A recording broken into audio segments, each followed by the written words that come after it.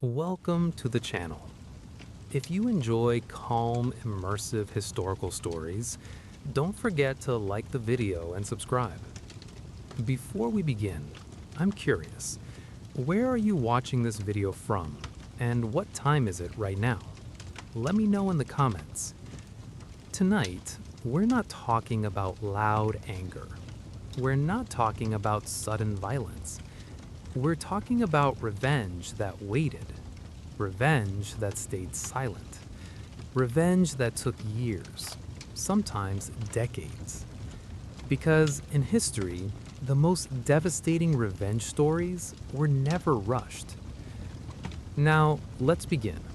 Story 1. Hannibal, a child taught to hate Rome.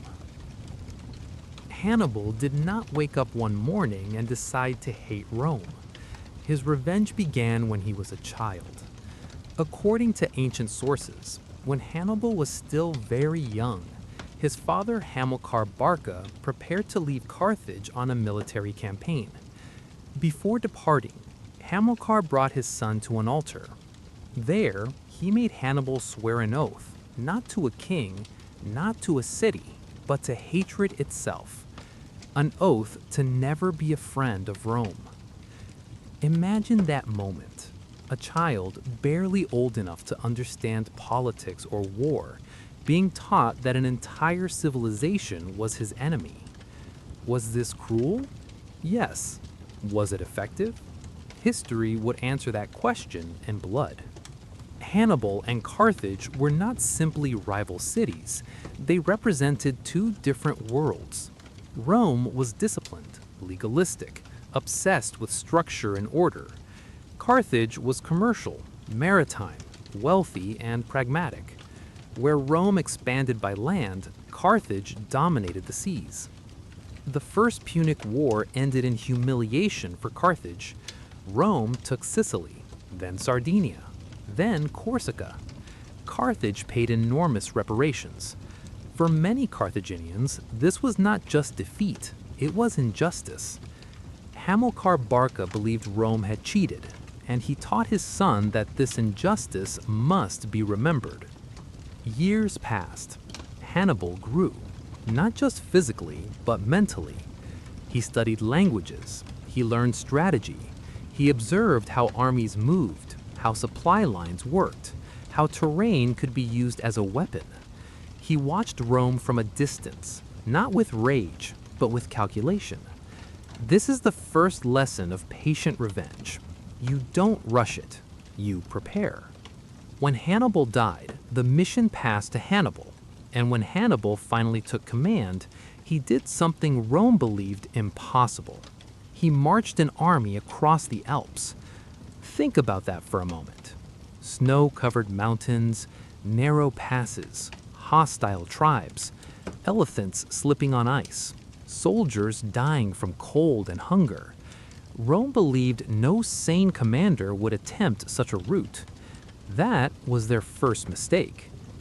Hannibal did not just invade Italy, he humiliated Rome on its own soil. At Trebia, at Lake Trasmene, and finally at Cannae. Cannae was not just a defeat, it was a nightmare. Rome lost tens of thousands of men in a single day. Senators died, noble families vanished, mothers waited for sons who would never return. And Hannibal stood there victorious. So here's the question we need to ask. Was this revenge successful? In the short term, absolutely. But revenge that lasts years also carries a cost. Hannibal never marched on Rome itself. Some say he lacked siege equipment. Others argue he understood something deeper, that destroying Rome physically might not destroy it psychologically. Rome adapted. Rome learned. Rome waited. Years later, Carthage would fall. Hannibal would flee, and the city that taught him hatred would be erased from the map. So who won? Hannibal fulfilled his oath, but Rome survived. And this brings us to a hard truth about revenge in history. Even when it succeeds, it rarely ends the story. Story 2. Octavian. Revenge without rage. Some revenge stories burn with anger. Octavian's did not. There was no shouting, no sudden violence, no dramatic oath sworn before an altar. And yet, few revenge stories in history were as complete as his. When Julius Caesar was assassinated on the Ides of March, Rome did not simply lose a leader, it lost its balance. The Republic had already been cracking for decades. Caesar's death did not restore it. It exposed how fragile it really was. And standing far from Rome, almost forgotten, was an 18-year-old boy, Octavian, Caesar's great-nephew, recently adopted in Caesar's will. Young, sickly, inexperienced, or so they thought. If you were a senator in Rome at that moment, you would not fear Octavian. You would barely notice him. And that was his greatest advantage. Revenge does not always announce itself. Octavian did not rush to Rome demanding justice. He did not immediately raise an army or challenge the assassins publicly. Instead, he did something far more dangerous. He listened. He observed the chaos. He studied the ambitions of others. He let stronger men underestimate him. Marcus Antony believed power belonged to experience and force. The Senate believed they could control Octavian as a symbolic heir. The assassins believed time would wash away their crime. All of them were wrong. Octavian understood something fundamental about revenge. It works best when others think you're harmless. He did not frame his actions as vengeance. He framed them as duty. Duty to Caesar, duty to Rome, duty to stability. But beneath that calm exterior was a long memory. One by one, he dismantled his enemies, not through open war at first, but through legality, alliances, and public image. He aligned himself with power when necessary, then quietly removed it when it became inconvenient. The second triumvirate was not a partnership, it was a waiting room. Octavian knew Marcus Antony would overreach. He knew ambition would consume him. He knew Rome feared chaos more than tyranny. So, he waited. When the time came, Octavian did not speak of revenge. He spoke of morality, of Roman values, of betrayal, not against Caesar, but against Rome itself. Antony became the villain. Cleopatra became the threat. Octavian became the solution. And when Antony fell, Octavian did not celebrate loudly. He restructured reality. He took a republic exhausted by civil war and gave it peace, at the cost of freedom. And Rome accepted the bargain. Here's the most unsettling part of Octavian's revenge. It did not look like revenge at all. It looked like order. By the time he became Augustus, there was no one left to punish, no enemies to accuse, no blood debts to settle. His revenge was complete because it erased the need to speak of it.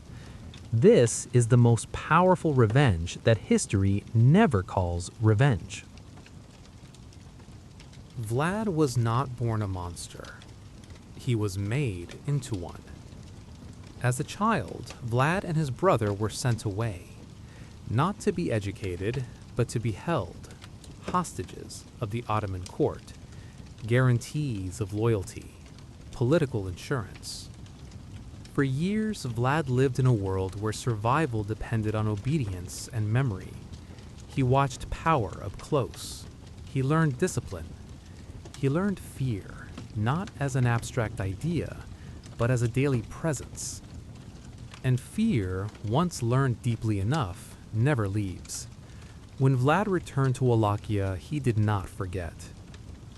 He ruled the land torn apart by betrayal. Boyars conspired.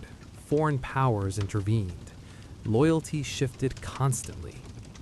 In such a world, mercy was seen as weakness. So Vlad made a choice. If fear controlled his childhood, fear would control his enemies. Impaling was not madness. It was messaging. Every forest of stakes was a statement. This land would not betray him again. Vlad's revenge was not aimed at a single enemy. It was aimed at instability itself, at the chaos that had stolen his childhood. And it worked, briefly. Enemies hesitated. Traitors paused. Even powerful empires respected the message. But fear has limits. The same terror that protected Vlad also isolated him. Allies became uneasy. Rivals became determined. And history, always unforgiving, transformed a man into a myth. Dracula. Monster or myth? That question still echoes. Genghis Khan was not born a conqueror. He was born into chaos. Imagine a boy in the Mongolian steppe, barely old enough to ride, yet already orphaned. His father poisoned, his family abandoned, and his tribe dismissing him as powerless. This was the crucible of revenge. Genghis learned quickly that in a world governed by clan politics, survival meant not only strength, but memory. Every slight, every betrayal, every insult was noted, cataloged, and stored, not with emotion, but as future strategy. Revenge for Genghis was never impulsive, it was methodical. When the young Temujin, Genghis Khan's birth name, began to unite disparate Mongol tribes, it was not simply ambition that fueled him. It was the need to reclaim honor lost to betrayal. Every tribe that had turned its back on him, every noble who had wronged him in childhood, would feel the weight of his return. The early victories were small, almost tactical. A rival tribe defeated here, an ally brought into submission there. But the steps were deliberate. Every alliance forged, every marriage arranged, every enemy subdued was another note in the score of his ultimate revenge. By the time Genghis had consolidated power, he had become a master strategist, yet the revenge remained personal. Stories recount that he would summon old enemies long past, not out of war necessity, but to humiliate them, to demonstrate that no betrayal went unanswered. And then came the conquests, the invasions that terrified the known world, cities that had ignored Mongol threats, castles that had scoffed at warnings, armies that had underestimated the steppe warriors, all fell under his command. But Cengiz's revenge was more than personal vendetta. It was also a vision. Every defeated city, every annexed territory contributed to a larger ambition, the Mongol Empire. A revenge that built not just satisfaction, but infrastructure, governance, and power. Consider this. The most ruthless acts of retribution often carry unexpected fruits. In Cengiz's case, the grief, humiliation, and betrayals he endured as a child became fuel, and the fuel built an empire that stretched from the Pacific Ocean to the Caspian Sea. Yet, unlike Hannibal, Octavian, or Vlad, Cengiz's revenge was transformative. It did not end in a single battle or a single act of terror or legal maneuvering. His revenge reshaped the world. Timur did not conquer the world out of hunger. He conquered it out of memory. Born in Central Asia, Timur grew up in a land already shaped by the shadow of empires. The Mongols had come and gone. Cities had risen and burned. Power was temporary, but humiliation endured. Timur learned this lesson early. He was not born into royalty. He was not the rightful heir to a great throne. He was wounded young, left with a limp that would earn him the name Timur the Lame. In a world where strength defined the legitimacy, this was not a small thing. Every step he took reminded him of weakness. Every glance reminded him of judgment. So Timur chose a different path. If he could not erase weakness, he would drown it in fear. But unlike Vlad, Timur's revenge was not personal in the narrow sense. It was historical. He believed that cities remembered betrayal, that regions carried guilt across generations, and that punishment must be spectacular to be permanent. Timur's campaigns were not random. He targeted places that had resisted Mongol authority, cities that had defied previous conquerors, rulers who had humiliated his people. To Timur, this was not cruelty, it was correction. Entire cities were destroyed not because they were dangerous, but because they represented defiance. Towers of skulls were not spontaneous acts of savagery, they were messages written in bone. Do not forget, do not resist, do not test memory. What makes Timur's revenge unsettling is not its scale, but its logic. He believed mercy encouraged rebellion, fear prevented it, and history, in his view, proved him right, for a time. But revenge rooted in memory has a flaw. It requires constant renewal. Once Timur died, the terror faded, cities rebuilt, empires shifted, memory softened, and what remains today is not obedience, but the question, was the destruction worth the remembrance? Timur punished the past, but could not control the future. At this point, something becomes clear. Hannibal waited decades. Octavian erased his enemies quietly. Vlad ruled through terror. Genghis Khan built an empire from humiliation. Timur turned memory into a weapon.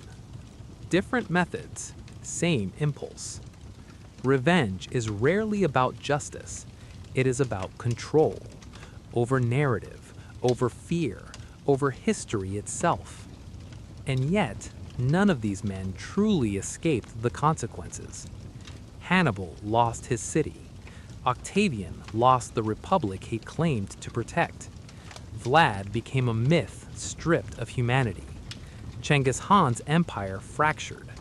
Timur's terror outlived his rule, but not his power. So why does revenge feel inevitable in history? Because power creates memory, and memory demands response. Not all revenge ends with cities burning. Some of the most effective revenge stories in history were carried out with paper, patience, and silence. Elizabeth I of England understood this better than most. Her childhood was shaped by instability. Her mother was executed. Her legitimacy was questioned. Her life depended on political winds she could not control. At several points, Elizabeth was imprisoned, suspected of treason, watched constantly. She learned early that survival required restraint. When Elizabeth finally became queen, many expected retaliation. England had enemies everywhere: foreign powers, religious factions, internal rivals. There were men who had imprisoned her, humiliated her, and openly doubted her right to rule. She remembered all of them. But she did not act immediately. Elizabeth's revenge was not violent. It was structural. She isolated her enemies rather than executing them. She denied them influence, access, and relevance. She allowed time to erode their power until they became insignificant. Her most famous rival, Mary, Queen of Scots, was not executed out of rage. She was allowed to live for years, watched, constrained, politically neutralized. When execution finally came, it was framed not as revenge, but necessity. Elizabeth understood something critical. Killing an enemy can make them a martyr. Letting them fade makes them forgotten. This is revenge without spectacle. And it worked. Elizabeth ruled for decades. England stabilized. Her enemies disappeared not in blood, but in irrelevance. History often remembers warriors, but administrators quietly win longer wars. At this stage, we should pause, because something important is happening. As power increases, revenge becomes quieter. Hannibal needed armies, Vlad needed terror, Timur needed destruction, Elizabeth needed time. This shift is not moral, it is practical. The more secure the power, the less noise revenge requires. And this brings us to one final, pre-final story. A revenge so subtle, it reshaped an entire continent. Otto von Bismarck did not seek revenge for personal humiliation. He sought revenge for fragmentation. Germany, in his time, was not a nation. It was an idea, divided, weak, mocked by stronger empires. Bismarck believed this humiliation was unnatural, and unnatural conditions, he believed, must be corrected. But correction did not mean war alone. It meant manipulation. Bismarck provoked enemies carefully. He engineered conflicts that appeared defensive.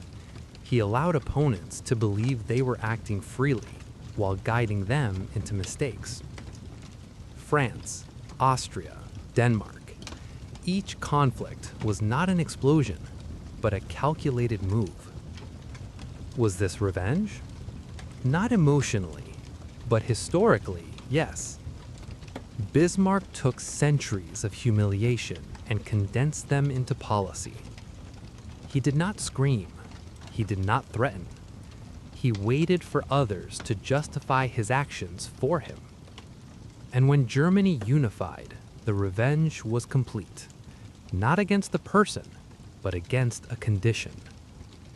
Now look back. Different eras, different cultures, different methods. Yet the same question echoes. Why does power so often grow out of revenge? Because revenge gives direction. It transforms suffering into purpose. It converts memory into action. It gives pain a narrative. And history loves narratives. Why don't revenge stories ever disappear from history? Why do we keep returning to them, retelling them, reshaping them, and romanticizing them? The answer is uncomfortable. Because revenge solves a problem that justice often cannot. Justice is abstract. Revenge is personal. Justice asks patience. Revenge promises closure. And history, especially human history, has always leaned toward what feels complete, not what is fair. But there's something deeper.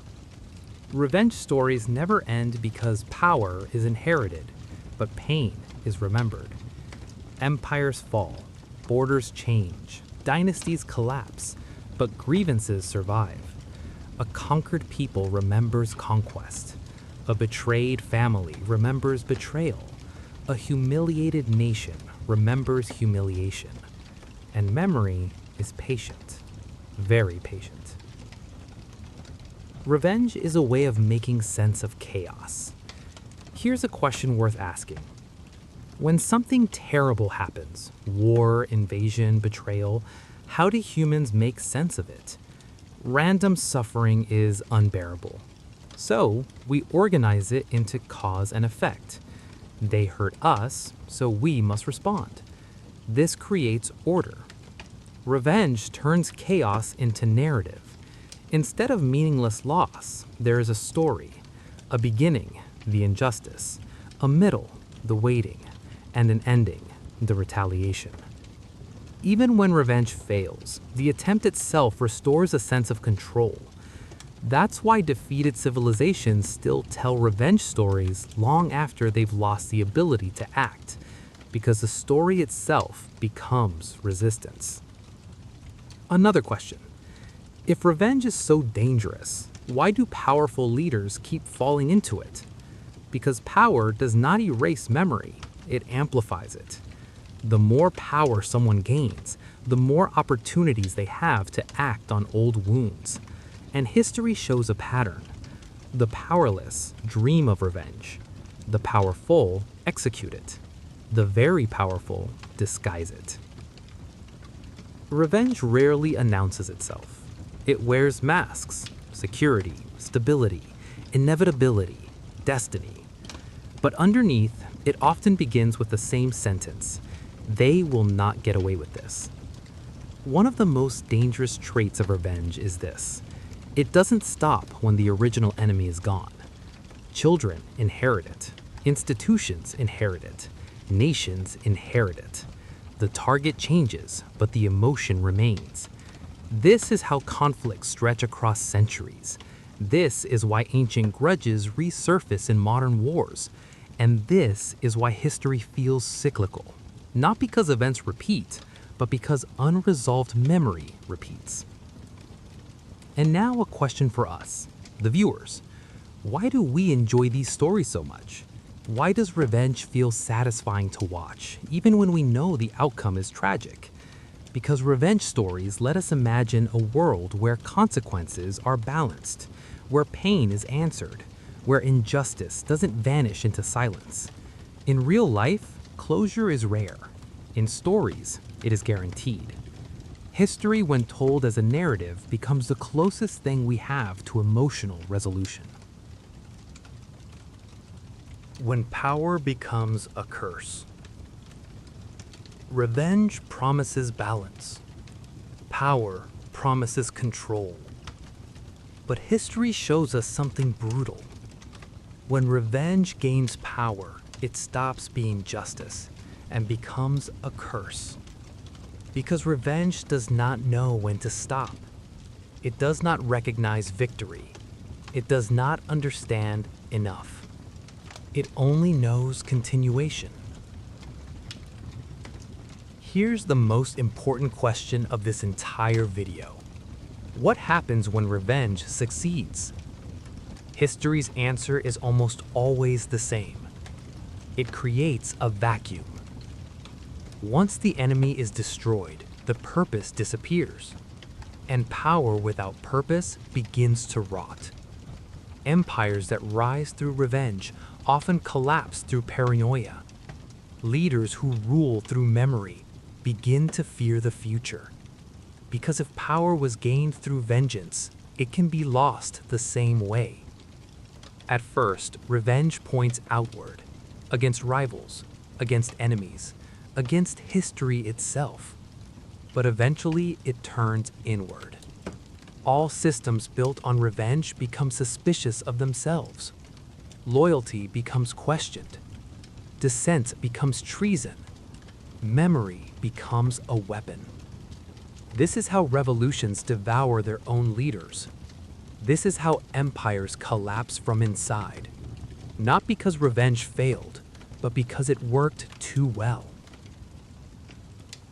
So why doesn't history learn? Because revenge is emotionally efficient. It gives meaning faster than healing. It offers action instead of uncertainty. It feels like strength, even when it is weakness. And humans, especially in moments of loss, prefer certainty over wisdom. And now, the question this video was always moving toward. If revenge always ends in collapse, why do we keep choosing it? Because revenge does not require hope. It only requires memory. And memory is easier to hold than forgiveness. Not to a video, but to a pattern. If you enjoyed this journey through history's darkest motivations, don't forget to like the video and subscribe. And before you leave, ask yourself, is revenge inevitable or just familiar? See you in the next story.